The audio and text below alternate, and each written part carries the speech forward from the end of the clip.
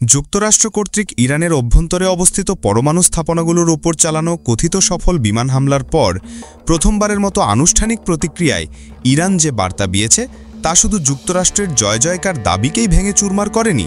বরং ট্রাম্প প্রশাসনের কৌশলগত চাতুরি ও প্রোপাগান্ডা স্বরূপ উন্মোচন করে দিয়েছে ভয়াবহ রকমের ভাবে। রবিবার ভোরে ইরানের জাতীয় পরমাণু নিরাপত্তা সংস্থা একটি আনুষ্ঠানিক বিবৃতিতে জানায়, ফর্ডো, নাতাঞ্জ এবং ইস্ফাহান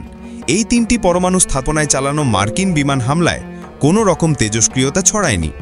আশেপাশে জনগণের জন্য কোনো বিপদের আশঙ্কা নেই এবং সবচেয়ে গুরুত্বপূর্ণ যে দিকটি তারা তুলে ধরে তা হলো এই কেন্দ্রগুলোর কাঠামোগত অখণ্ডতা সম্পূর্ণরূপে বজায় রয়েছে, যা স্পষ্ট করে দেয় যে ট্রাম্পের ভাষ্য ছিল কল্পনাজাত ও নির্বাচনী স্বার্থে উদ্দেশ্য প্রণোদিত, বাস্তবতা বিবর্জিত এক নাটক।